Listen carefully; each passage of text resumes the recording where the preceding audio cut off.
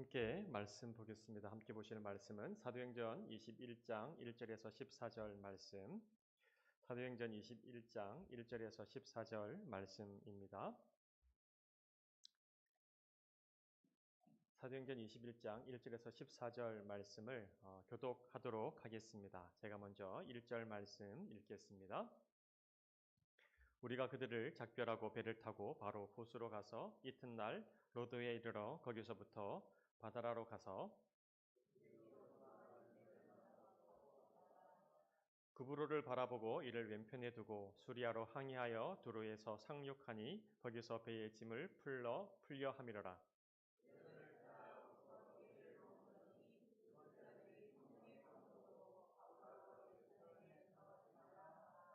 이 여러 날을 지낸 후 우리가 떠나갈새 그들이 다 그 처자와 함께 성문 밖까지 전송하거늘 우리가 바닷가에서 무릎을 꿇어 기도하고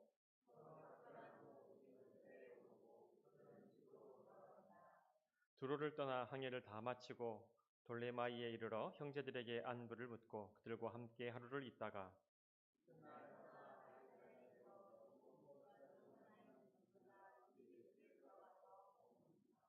그에게 딸 넷이 있으니 처녀로 예언하는 자라.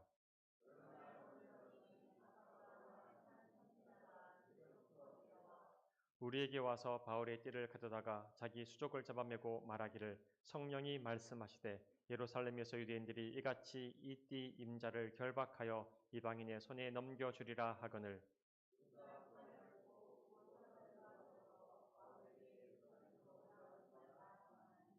바울이 대답하되 여러분이 어찌하여 울어 내 마음을 상하게 하느냐 나는 주 예수의 이름을 위하여 결박당할 뿐 아니라 예루살렘에서 죽을 것도 각오하였노라 하니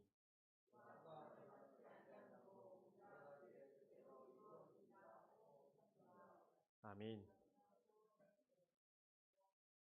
아멘. 14절까지입니다. 네. 오늘은 미래를 알고 가는 것이 아니라 믿음으로 갑니다라고 하는 제목으로 함께 말씀을 나누려고 합니다. 여러분 사람들이 스스로 생각하기를 좀 강하다고 생각합니다. 은근히 강한 것 같지만 또 의외로 사람들의 본질을 보면 두려움이 참 많이 있습니다. 특별히 우리를 염려하게 하고 두렵게 하는 것은 미래에 대한 불확실성 같습니다. 이 불확실성 때문에 우리는 좀 두렵습니다. 그리고 염려를 합니다. 식당을 가더라도 이 식당이 맛이 있을까, 맛이 없을까? 내가 이렇게 돈을 내고 식당을 가는데 혹시 맛이 없으면 어떻게 하나? 서비스가 엉망이면 어떻게 하나? 이런 생각들 때문에 사람들에게 추천을 받지요. 물건을 하나 살 때도요. 리뷰를 꼭 체크를 합니다. 이 물건이 괜찮은가, 그렇지 않은가 확실하지 않기 때문에 그렇습니다. 한 번도 써보지 않았기 때문에 먼저 써본 사람들의 얘기를 들어보고 싶은 거죠. 불확실하기 때문에 그렇습니다. 그러니까 이런 작은만 일에도 우리가 불확실성 때문에 의심하고 또 찾아보고 확인해보고 그렇게 해서 한 걸음 한 걸음 가는데 우리의 인생을 살아갈 때 큰 결정을 할 때가 있잖아요. 큰 결정을 할 때 얼마나 더 많은 걱정과 이 불안함과 싸워야 되겠습니까? 우리 이런 많은 결정들을 하지 않습니까? 학생들은 내가 시험을 쳐서 선택한 이 학과가 또 이 학교는 이 전공은 나에게 맞을까? 앞으로 괜찮을까? 어떨까? 불안하지요. 또 우리 아이가 새로운 학원을 또 등록을 합니다. 혹은 학교를 또 등록을 합니다. 그럴 때 우리 아이가 이 새로운 학교에 이 학원에 잘 적응할 수 있을까? 불안하지요. 참 잘 적응하면 좋겠다. 좋은 친구들, 좋은 선생님들 만나면 좋겠다. 그러나 잘 모르는 거예요. 사업 어떻습니까? 우리가 사업을 할 때도 불안하지 않습니까? 지금은 잘 되는 것 같다가 또 언제 어디서 무슨 일이 터질지 모르고 어떤 상황을 만날지 모르니까 불안한 거예요. 불확실한 거예요. 직장도 마찬가지입니다. 안정된 직장이 어디에 있겠습니까? 늘 불안하지요. 그래서 우리는 늘 이 불확실성과 싸우게 됩니다. 그리고 늘 마음 한켠에 불안함과 또 이 두려움 같은 게 있습니다. 제가 어디서 들은 이야기인데요. 어떤 사람이 갑자기 자기 손이 이게 파랗게 변하더래요. 그래서 놀래가지고 큰 병인가 싶어 병원을 찾아갔다 옵니다. 그래서 이제 의사 선생님 만났죠. 제가 이 손이 자꾸만 파래집니다. 어떻게 해야 될까요? 그래서 손이 파래지는 원인을 찾아보니까 전신성 경화증, 루푸스병, 류마티스 관절염, 피부근염, 다발성 근염 등 여러 가지 이유가 있다고 해요. 그래서 병원에서 이 사람을 데리고 모든 검사를 다 하는 거예요. 검사랑 검사를 다 하는 거예요. 그랬더니 결과가 어떻게 나왔을까요? 정상이 나왔습니다. 결과가 정상으로 나왔는데도 이 사람의 걱정이 끊이지를 않는 거예요. 자꾸만 생각하는 거죠. 이렇게 정밀 검사까지 했는데 못 찾아내는 희귀병에 내가 걸린 거 아닐까? 아니, 이 의사가 제대로 검사를 못하는 게 아닐까? 혹시나 뭔가 하나를 놓쳐서 내가 큰 병이 있는데 못 찾고 있는 건 아닌가? 너무 걱정이 되고 불안해서 잠도 제대로 안 오더래요. 어떻게 하나? 어떻게 하나? 계속 병원에 가서 들들 볶는 거예요. 한 번 더 검사해 보세요. 손이 파랗잖아요. 어떻게 정상입니까? 그렇게 의사를 들들 볶다가 마침내 손이 파래지는 이유를 찾았대요. 그때가 아마 코로나 때였던 것 같아요. 그러니까 늘 이게 손에 손소독제를 막 바르잖아요. 손소독제를 바르고 이 사람이 청바지를 주로 입었대요. 청바지에 손 넣고 청바지 만지고 하니까 손소독제하고 청바지가 만나가지고 파랗게 물이 들은 거예요. 근데 이것 때문에 엄청나게 고민하고 엄청나게 걱정하고 난 큰 병일 거야. 이거 불치병 아닐까? 너무너무 염려를 하고 걱정을 했다는 거예요. 여러분, 우리가 강한 것 같지만 이렇게 온갖 것들로 염려하고 걱정합니다. 여러분은 안 그러실 것 같아요? 비슷할 것 같습니다. 비슷할 것 같습니다. 그래서 우리는 너무너무 연약한 것 같아요. 우리가 연약한 인간임을 나도 모르는 사이에 알고 있기 때문에 큰 어려움을 피하고 싶고요. 대비하고 싶기 때문에 미래를 알고 싶어 합니다. 미래를 알면 뭐 하냐고요? 불확실성을 제거하고 싶은 거죠. 그런데 아무리 우리가 미래를 알고 싶어 해도 미래를 향해서 대비를 해도 우리의 앞날을 잘 모르는 것이 우리의 인생 아니겠어요? 그래서 하나님을 의지하지 않는 사람들은요. 하나님 대신해서 무언가를 의지할 수밖에 없다는 거예요. 그게 돈이든 자기 자신이든 무언가를 의지하고 삽니다. 난 아무것도 안 믿어. 이런 사람은 없다는 거예요. 무엇인가 자기가 마음 들 곳, 무엇인가 의지할 곳, 무엇인가 내가 믿고 있는 것, 이거 있지. 난 아무것도 안 믿어. 이런 사람은 없다는 거예요. 대부분의 사람들은 돈을 믿든지 자기 자신을 믿든지 무언가를 믿고 살고 있어요. 그러나 인생을 살아보면 그런 것들이 얼마나 불안한지 여러분 잘 아시지 않습니까? 돈은요, 금방 있다가도 잃어버릴 수 있다는 거예요. 우리 자신은 언제든지 무너질 수 있다는 거예요. 누가 자기 자신을 믿고 살아간다고 말할 수 있습니까? 자기가 참 약하고 내 결심 하나도 지키지 못하는 인간인 것 우리가 잘 알지 않아요. 그래서 인생의 미래, 내 불확실성을 없애기 위해서 사람들이 그렇게 많이 점을 보는지 모르겠어요. 오늘의 운세, 뭐 타로, 카드점 이런 것들로 보고 위안을 삼고 있는지 모르겠어요. 그 카드 뽑은 게 뭐라고? 우리 남편이 이번에 승진할까요? 내가 좋아하는 자매가 있는데 결혼할 수 있을까요? 계속 카드 뽑으면서 물어보는 거예요. 안에다가 넣으면 나올 때까지 또 뽑고 또 뽑고 또 뽑고 다시 뭐 하는 건지 모르겠어요. 그만큼 우리가 불안하다는 겁니다.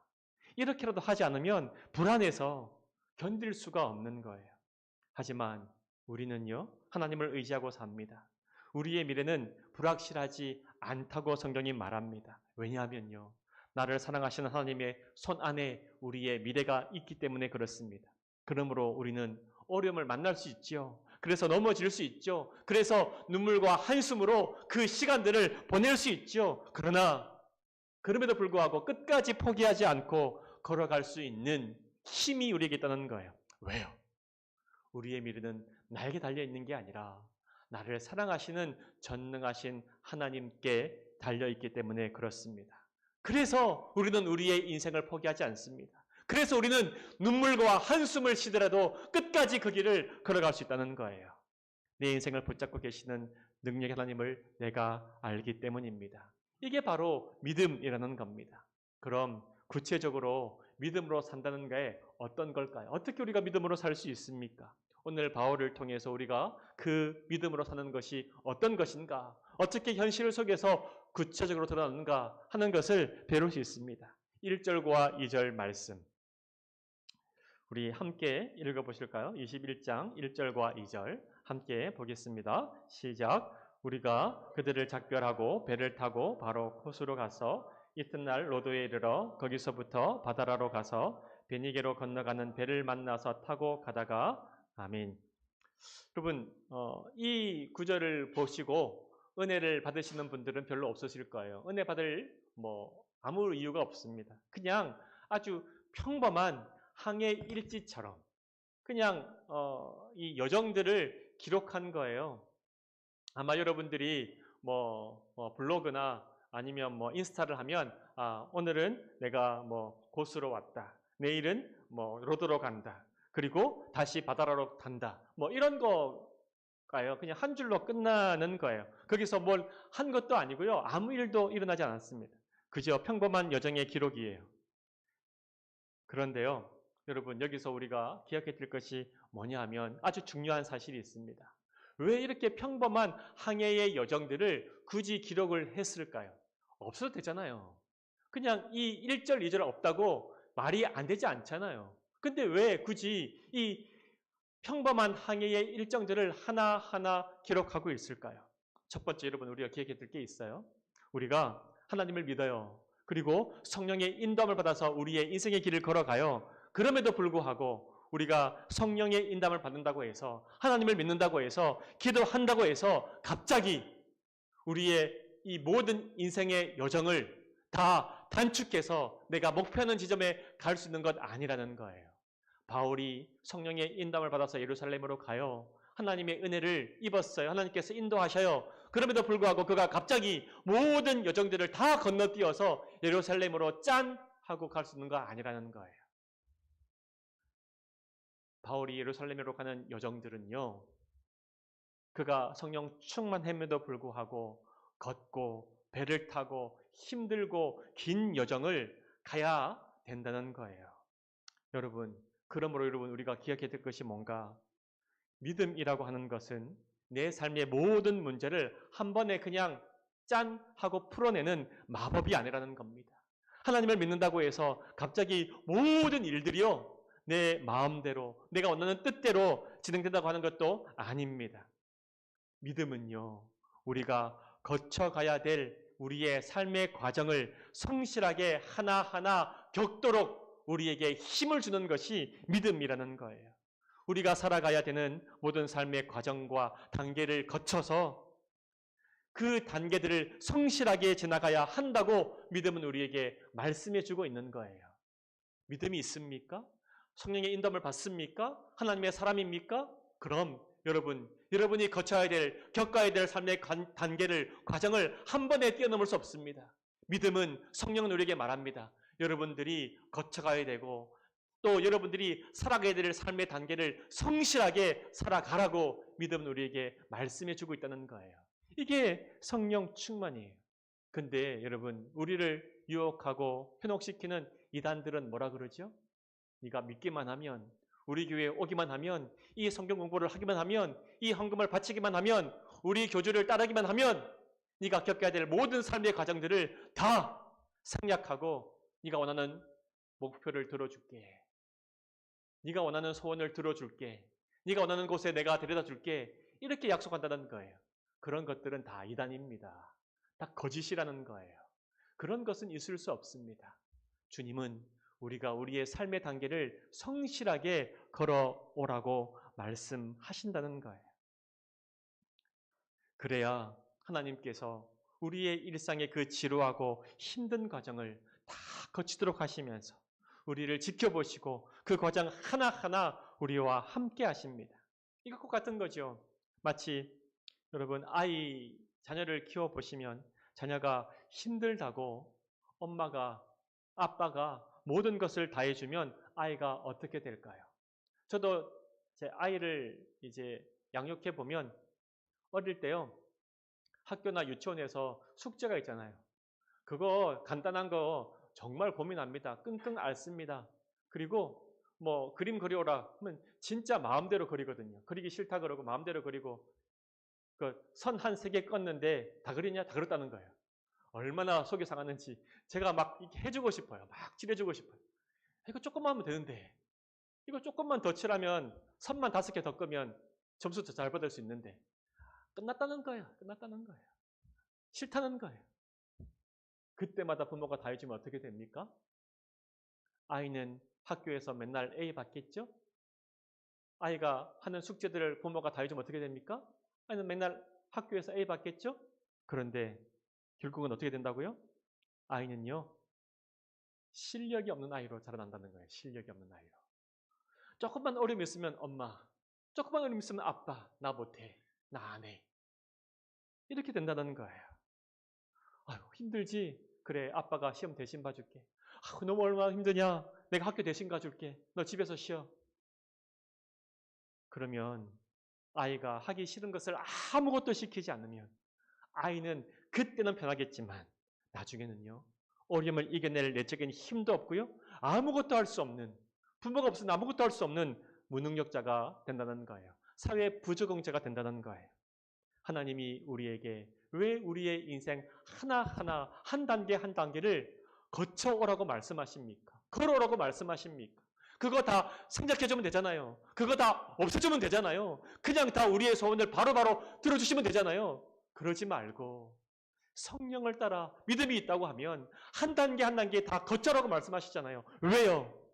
그 어려움을 거치고 그 과정을 거쳐서 우리에게 성실함을 배우게 하시고 책임감을 배우게 하시고 삶의 구체적인 상황에서 믿음을 발휘하고 삶의 구체적인 상황에서 하나님이 어떻게 역사하시는지 하나님을 알게 하시고 의지하는 법을 배우게 하시더라는 거예요. 이 과정이 없으면 우리는 신앙을 키울 수가 없다는 거예요. 어떻게 신앙이 자라납니까? 삶의 과정이 없는데 어떻게 하나님을 의지합니까? 내 인생의 구체적인 삶에 하나님을 불러본 적이 없는데 어떻게 하나님을 알 수가 있습니까? 설교를 통해서 어떻게 한 번 들었다고 알 수가 있습니까? 내 삶의 현장에서 이 아픔의 자리에서 고통의 자리에서 하나님을 붙잡아 본 적이 없는데요. 그래서 이 21장 1절 2절의 이 간단한 이 단순한 이 평범한 삶의 여정들은요. 그런 의미를 포함하고 거예요. 바울이 거쳐야 되는 삶의 과정들 하나하나를 거쳐갔다고 말합니다. 비록 바울이라고 할지라도 그렇게 믿음의 사람이라고 할지라도 그렇게 성령 충만한 사람이라고 할지라도 그의 인생의 여정들을 무시하지 않고 하나하나 걸어왔다는 거예요. 여러분, 여러분의 평범한 일상은 소중한 거예요.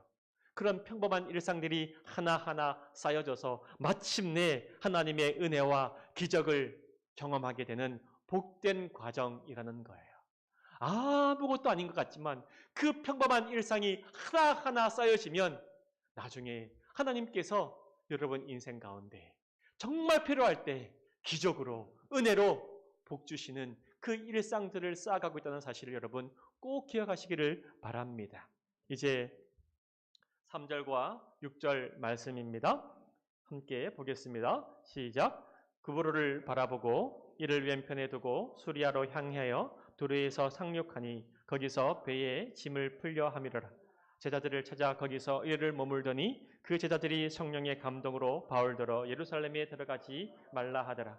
이 여러 날을 지낸 후 우리가 떠나갈새 그들이 다 그 처자와 함께 성문 밖까지 전송하거늘 우리가 바닷가에서 무릎을 꿇어 기도하고 서로 작별한 후 우리는 배에 오르고 그들은 집으로 돌아가니라. 아멘. 바울이 두르에 도착했습니다. 근데 두르에 도착해서요. 아는 사람 아무도 없잖아요. 바울이 개척한 도시도 아닙니다. 그러니까 아는 사람 한 명도 없는 거예요. 근데 혼자 잘 쉬었다가 다시 다음 가이사라로 갔다가 아니라 뭐라고요? 두르에 도착했는데요. 거기서 뭘 했다고요? 주의 제자들을 찾아 만났다는 거예요. 아는 사람도 아니에요. 바울이 알고 있는 교회도 아니에요. 누가 두루에 가서 전도했는지도 모르겠지만 두루에 냈으면 제자가 있었다는 거예요. 그래서 바울이 혼자 편하게 쉬다가 갈 수 있지만 굳이 두루에서 제자들을 찾아서 만났다는 거예요. 아는 사이도 아닌데. 여러분, 이 구절을 읽으면서 우리가 기억해야 될 게 뭐예요? 신앙생활은 혼자 하는 게 아니라는 겁니다. 신앙생활은 혼자 하지 않습니다. 여러분, 기회가 있을 때 믿는 사람들과 함께 믿음의 교제를 하는 것이 정말 중요하다는 거예요. 믿음의 교제는 왜 중요합니까? 믿음의 교제는 오늘 제가 목회 칼럼에도 썼지만 그냥 믿는 사람들끼리 만나는 것, 그거 믿음의 교제라고 얘기하지 않습니다. 만나서 그냥 시시콜콜한 얘기하는 거 믿음의 교제이지 않습니다.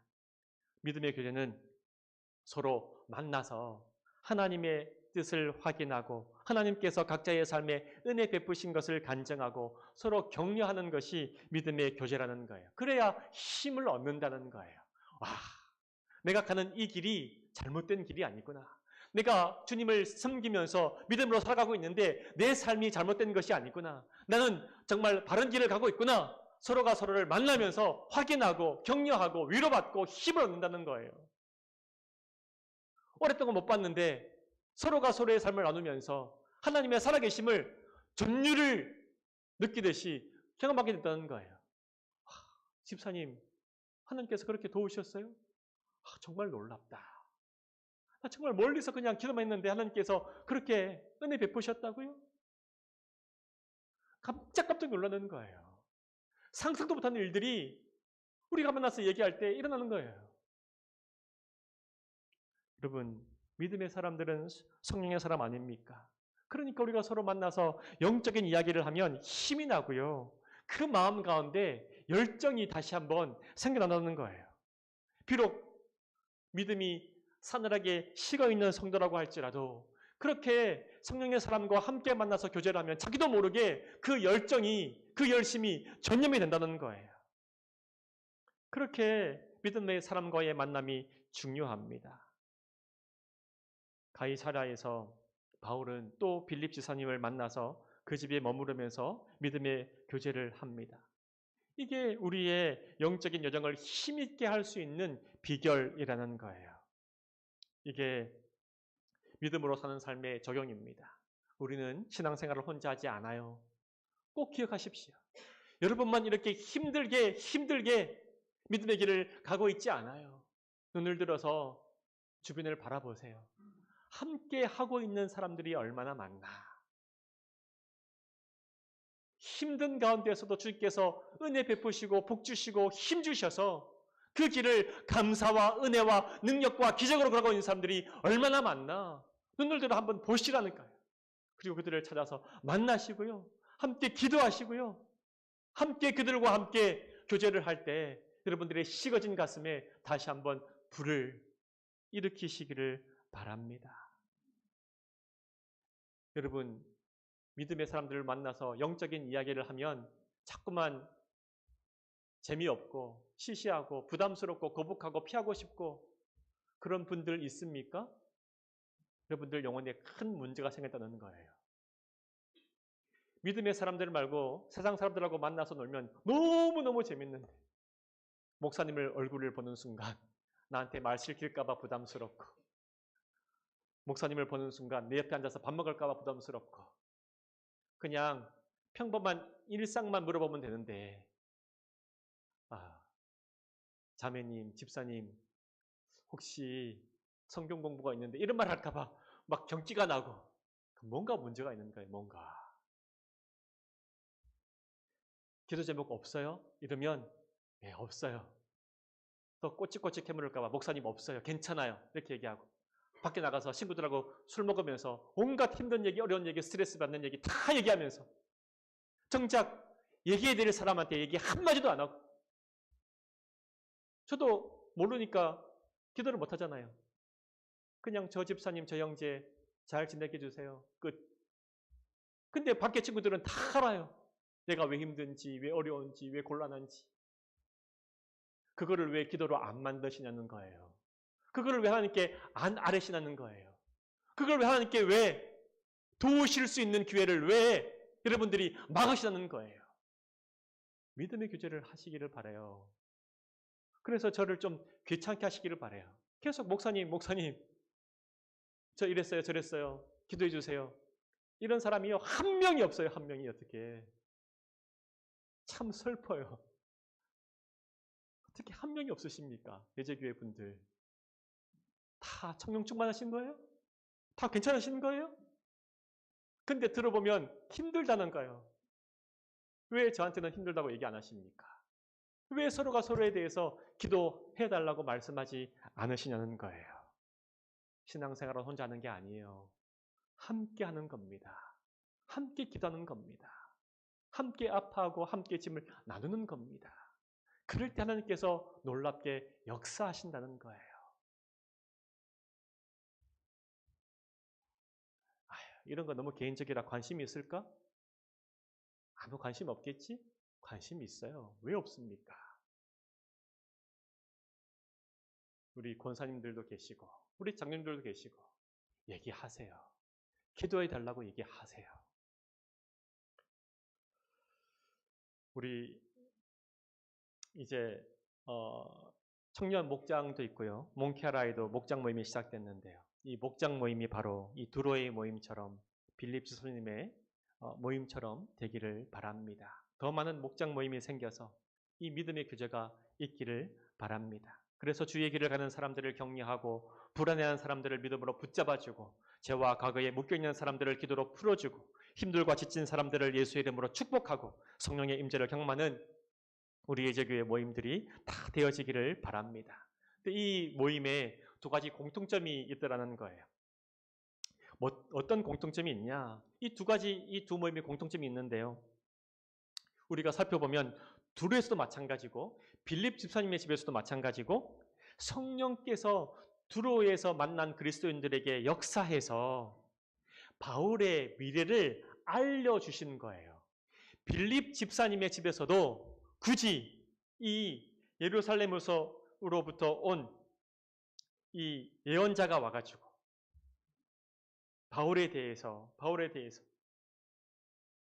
아가보가 미래를 알려주는 거예요. 이게 공통점이었다는 거예요. 뭐라고 얘기합니까? 한 번은 두루에 있는 제자들이 바울의 미래를 알게 됐습니다. 그래서 바울에게 가지 말라고 얘기합니다. 예루살렘에 가지 마십시오. 성령께서 알려주셨는데 당신 앞에 큰 어려움이 있습니다. 가면 안 됩니다. 가이사랴에 갔는데 선지자 아가보가 직접 내려와가지고 예언을 합니다. 성령으로 예언을 합니다. 이끈 임자가 누군지 모르겠지만 이끈 임자를 이렇게 손발을 묶어서 이방인들에게 넘겨주고 큰 어려움이 있을 겁니다. 이 예언을 한다는 거예요. 여러분, 이 두 가지 예언 다 뭐라고요? 다 사실이라고요. 사실. 그래서 이 사실을 듣자 그 주변에 있던 그리스도인들이 어떻게 했다고요? 더 바울을 말리는 거예요. 사실을 알았지 않습니까? 미래를 알았지 않습니까? 미래를 아는데 왜 갑니까? 가지 말라고 얘기하는 거예요. 고난의 예고는 사실이에요. 그리고 그 고난의 예언의 사실을 얘기를 듣자 사람들이 바울에게 예루살렘으로 가지 말라고 합니다. 그건 뭐라고요? 해석이라고요. 여러분, 우리 인생 가운데 반드시 이 두 가지가 필요합니다. 사실이 있고요. 해석이 있습니다. 고난을 예고를 했는데 그거 사실이에요. 그 사실에 대한 해석은 뭐라고요? 가지 말자. 가면 안 된다라는 거예요. 여러분의 인생 가운데서도 이런 거 있지 않아요? 지금 여러분들이 겪고 있는 어려움, 지금 여러분이 겪고 있는 상황, 그거 사실이에요. 근데 그 사실에 대해서 사람들은 각자 다른 해석을 합니다. 직장 힘듭니까? 때려치우세요. 아니요. 견디십시오. 해석이 다르지 않아요. 힘들게 하는 사람이 있습니까? 그 사람 여러분 가만히 있으니까 여러분 우습게 생각하니까 가서 한번 그냥 들이받으십시오. 해석이잖아요. 아니요. 그렇게 하지 말고 기도하고 여러분의 감정을 솔직하게 얘기하십시오. 나 당신 때문에 기분 나쁩니다.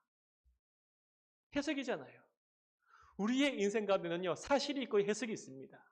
중요한 문제는 뭐냐면 이 사실 앞에서 내가 어떻게 해석할 것인가, 어떻게 하나님의 말씀대로 내가 해석할 것인가, 이게 중요하다는 거예요. 믿음의 길을 간다는 거, 이거는요, 일어나고 있는 현실을 믿음으로 잘 해석할 수 있는 능력이 믿음으로 길을 가는 거라는 거예요, 여러분. 믿음으로 길을 간다고 했을 때 그냥 교회 나와서 무조건 믿습니다, 믿습니다, 아멘 이렇게 가는 게 믿음의 길이 아니라 여러분들의 인생에 닥치는 모든 사실들에 대해서 하나님을 의하는 믿음으로 잘 해석해낼 수 있는 능력, 그래서 바른 선택을 할 수 있는 능력, 이게 믿음으로 길을 간다는 뜻이라는 거예요. 여러분의 인생을 잘못 해석해서 믿음을 떠나고 자신을 망치는 사람들이 얼마나 많이 있습니까? 그러므로 여러분, 우리의 인생을 잘 해석해야 돼요. 하나님께서는 바울에게 주신 비전이 있었어요. 사도행전 9장 15절, 주께서 이르시되 가라, 이 사람은 내 이름을 이방인과 임금들과 이스라엘 자손들에게 전하기 위하여 택한 나의 그릇이라. 이게 바울이 주님께부터 받은 비전이었다는 거예요. 이 사명을 위해서 바울은 예루살렘으로 올라가야만 했다는 거예요. 이 바로 예루살렘에 가지 않으면 이 비전, 이 사명을 이룰 수가 없는 거예요. 그래서 이 예루살렘에 기다리고 있는 이 고난 앞에서 사람들은 어떻게 해석했는가 하면, 바울, 예루살렘 가면 어려움이 있으니까 가지 말라고 해석했습니다. 그러나 바울은 임금들과 이스라엘 백성들과 이방인들에게 예수의 이름을 전할 때 어려움이 있을 거야. 그러나 놀라지 말라. 두려워하지 말라. 내가 너와 함께 하겠다로 바울은 해석했다는 거예요. 사람들은 어려움이 있으니까 가지 말라고 해석했고, 바울은 임금들 앞에서 예수의 이름을 증거하기 위해서 이 예루살렘으로 간다. 근데 어려움이 있을 거야. 하나, 바울아, 놀라지 마라. 두려워하지 마라. 내가 너와 함께 하겠다로 해석했다는 거예요. 이것이 여러분 믿음으로 사는 삶이라는 거예요. 여러분, 어떤 사실 앞에 맞닥뜨려져 있습니까? 우리는 어려움을 당할 때 힘들 수 있어요. 낙심할 수 있어요. 그런데 왜 일어나지 못하고 근본적으로 우리의 인생이 흔들립니까? 해석을 잘 못하기 때문에 그렇습니다. 우리는 어려움을 만나면 너무 쉽게 하나님이 나에게 왜 이렇게 하시는가 라고 생각합니다. 하나님이 결정한 것이 아니라 내가 모든 것 결정한 것 아니겠어요? 내 결정에 대한 이 결과가 지금 현실로 사실로 우리에게 온 거 아니겠어요? 하나님이 하라고 하셨어요? 내가 한 거 아니겠어요? 근데 우리의 결정이 잘 돼서 내가 잘 나갈 때는 하나님 감사합니다 하는 사람들은 적습니다. 근데 내가 결정하고 일이 안 되면, 안 될 때만 하나님 생각이 나는 거죠. 그리고 꼭 이렇게 얘기하는 거죠. 하나님, 왜 이렇게 하셨어요? 왜 이렇게 하셨어요? 이게 우리의 태도 아니겠어요? 그러면 여러분, 내가 잘 될 때나 어려울 때나 해석을 잘 하시라는 거예요. 해석을. 어떤 해석을 잘 합니까? 해석을 잘 할 수 있는 방법, 첫 번째, 하나님에 대한 해석을 잘 하시라는 거예요. 하나님은 내 아버지시야. 하나님은 나를 향한 그 뜻은 항상 선하시다. 하나님은 항상 선하신 분이시다. 이 사실을 여러분 꼭 붙잡으시라는 거예요. 이게 해석의 첫 번째 출발점이라는 거예요. 내가 비록 어려움을 겪고 있어도, 내가 비록 힘든 일을 겪어도, 내가 비록 내 선택 때문에 이런 아픔들을 겪어도 하나님은 내 아버지시고 나를 향한 뜻은 항상 선하시기 때문에 내가 이 어려움으로 내 인생이 망하지 않을 거야. 실패하지 않을 거야. 나를 내버려두지 않을 거야. 하나님은 선하시니까. 이거 꼭 붙잡으라는 거예요. 이게 해석의 첫 번째 단계예요. 두 번째는요, 여러분 자신에 대한 해석을 잘 하시라는 거예요. 내가 비전을 따라 살고 있는지, 내 욕심을 따라 살고 있는지를 여러분 잘 해석하라는 거예요. 만약 여러분들이 여러분의 욕심을 따라 살고 있으면 해석이 잘 안 됩니다. 여러분의 어려움이 해석이 안 됩니다. 왜요? 내가 가지고 있는 욕심 때문에 어떤 것도 포기하거나 어떤 것도 잃어버릴 수가 없기 때문에, 이 어려움 때문에 내가 잃어버릴 것들이 생각나서 포기가 안 되는 거예요. 그러니까 더 괴롭고 더 아깝고 더 분하고 더 좌절스러운 거예요. 이 대학 안 되면 내 인생이 끝난 것처럼, 이 직장 안 되면 내 인생이 끝난 것처럼, 이 성진이 안 되면 내 인생이 끝난 것처럼, 우리 아이가 조금 힘들면 우리 아이의 모든 인생이 다 망할 것처럼, 내 욕심이 어느 것도 포기하지 못하고 어느 것도 놓지 못하는 거예요. 다 놓고 하나님 어떻게 하면 좋을까요? 물어보지를 못한다는 거예요. 욕심 때문에 하나도 안 놓고 있으니까 해석이 안 돼요. 그냥 힘들기만 하는 거예요. 괴롭고 힘들고 아프고 짜증나고 원망스럽고, 이게 내 욕심입니다. 그러나 주의 비전을 따라 살면 지금 내 어려움이 해석이 돼요. 지금은 내 뜻대로 되지 않지만, 그래서 낙심되고 슬프지만 주님 괜찮아요. 하나님의 뜻은 내 뜻보다 선하시고 더 크지 않습니까? 그 뜻을 반드시 내 인생 가운데 이루실 줄 내가 믿습니다. 지금 어려움 때문에 내가 많은 것을 잃어버릴 수 있습니다. 모든 것을 다 잃어버릴 수 있습니다. 그러나 내가 주님만 붙잡고 있으면 주님, 반드시 주님께서 나를 채워주실 줄 믿습니다. 다른 것 다 놓쳐버려도 주님만 붙잡으면 삽니다. 나를 그냥 비우면 주께서 내게 은혜로 채워줄 줄 믿습니다. 이게 해석하는 두 번째 단계라는 거예요. 여러분 힘드십니까? 아직까지 놓지 못하고 있는 거 있습니까? 놓아 보십시오. 주님께서 여러분을 붙잡아 주세요. 그냥 비워 보십시오. 주님께서 은혜로 채워주신다는 거예요. 내 삶의 영혼을 구원하고 내 모든 삶에 주님의 통치가 임하기를 원하고 이 땅이 아니라 영원한 가치를 위해서 내가 살아가면 우리는 어려움을 이길 수 있습니다. 우리 자녀를 양육할 때도 내 욕심껏 키우자가 아니라 우리 자녀가 하나님의 사람이 되었으면 좋겠다. 이 비전 가지시면 지금 어려움을 이길 수 있습니다. 왜냐하면 주께서 반드시 내 자녀를 거룩한 하나님의 사람으로 만드실 것이기 때문에 그렇습니다. 여러분의 미래도 우울해할 필요가 없어요. 주님께서 주님을 위해 살면 지금의 어려움과 상관없이 내 삶을 주님께서 사용하실 것이기 때문에 그렇습니다. 나이와 상관이 없어요. 주님의 능력은 나이와 상관이 없습니다. 우리는 어려움을 피하기 위해서 주의 뜻을 묻고 기도합니다. 어려움을 피하는 것이 우리의 인생의 목적인 것처럼 삽니다. 아니요. 주의 비전을 따라 믿음으로 사는 것이 우리의 목적이 되어야 됩니다. 그러므로 여러분, 하나님을 믿으신다면 미래를 두려워하지 마십시오. 하나님을 믿으신다면 불확실성 때문에 미래를 알고자 애쓰지 마십시오. 우리는 미래를 알아서 가는 게 아니라 미래를 모르지만 믿음으로 간다는 거예요. 왜냐하면 하나님이 계시기 때문에. 하나님이 내 미래를 붙잡고 계시기 때문에. 그러므로 믿음으로 걸어가는 것이 우리의 복입니다. 주님이 우리와 함께 하시는데 그 어떤 어려움도 우리를 망하게 할 수 없어요. 우리의 인생에 많은 어려움이 있을 거예요. 그러나 괜찮습니다. 두려워하지 마십시오. 믿음으로 걸어가십시오. 주를 높이고 영혼을 향해 걸어가십시오. 우리 주님께서 여러분들과 함께 하실 거예요. 기도하겠습니다. 주님, 우리에게는 두려움이 있습니다. 앞으로 일어날 일에 대한 두려움이 있습니다. 그래서 미래를 알고 싶어 합니다. 하나님, 우리가 미래를 아는 것보다 어떤 미래가 기다리고 있더라도 믿음으로 미래를 향해 걸어가게 해주시기를 원합니다. 미래는 알아서 가는 게 아니라 믿음으로 가는 것임을 알게 하여 주옵소서. 하나님의 선하심을 믿게 하여 주옵소서. 내 욕심 따라 걸어가지 않게 하시고 비전 따라 걸어가게 해주시기 원합니다. 믿음의 사람들과 함께 서로 격려하고 비전 나누고 식어진 우리의 가슴을 주의 비전과 사랑으로 뜨겁게 하여 주옵소서. 그래서 우리의 인생을 바르게 해석하고 믿음으로 도전하는 은혜 주시기 원합니다. 예수님의 이름으로 기도합니다. 아멘. 이 시간 우리